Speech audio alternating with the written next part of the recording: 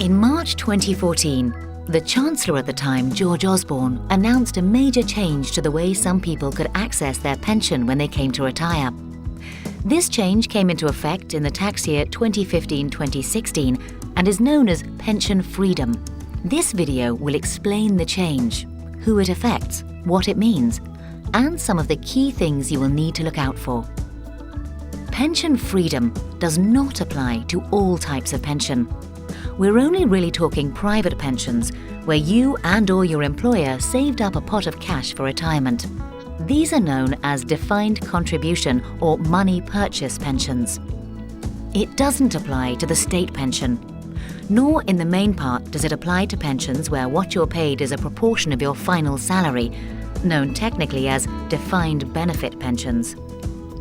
Before the pension freedom changes came in, the typical option used by most people was to cash in their pension, take 25% as a tax-free sum, and use the remainder of the money to buy an annuity, a product that pays you an income each year until you die.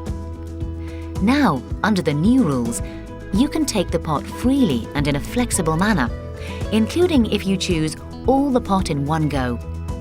You should note, however, that you cannot do anything with the pension in terms of using the freedom rules until you have reached the age of 55. From that age, you can access your pension to help you in retirement. This includes withdrawing all the money in one go. However, this is rarely a good idea. First off, the new rules still only allow 25% of the pot to be taken as a tax-free sum.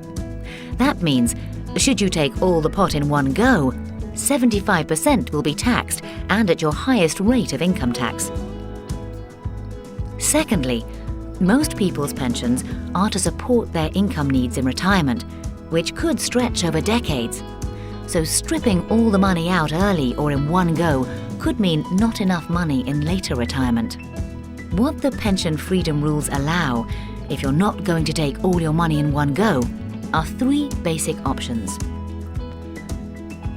Option 1 is to leave it invested in your pension for when you need it.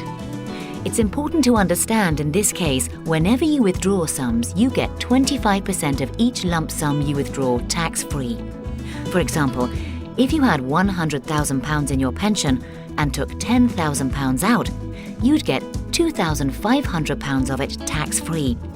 The rest would be taxed at your income tax rate in the year you make the withdrawal. Option 2 is to take 25% tax-free, then buy a flexible income drawdown product. This is a product you buy that keeps the rest invested so it can still hopefully grow, but you can also use it to take income when needed. The tax here is different. You get the first 25% you withdraw tax-free, and then the rest is taxed when you take it, which could be useful if you're likely to be in a lower tax bracket once you're older. Option 3, which is the same as the main option before pension freedom rules were introduced, is to take 25% tax-free, then buy an annuity. This gives you a guaranteed income each year for the rest of your life. It is worth pointing out that you're not forced to do one thing. You can combine any of these options, and this may be a sensible way to proceed in many cases. These are the basics. If you are in a position either now or in the future where the pension freedom rules affect you, what do you need to be thinking about? The first thing to consider is that if you do not cash all your pension chips and you're not buying an annuity, then your pension, either fully or in part, is going to remain invested. Therefore, you need to consider where you should invest it, the risk on the money left in the pot, and the costs and charges you will incur. You have many choices with all these factors.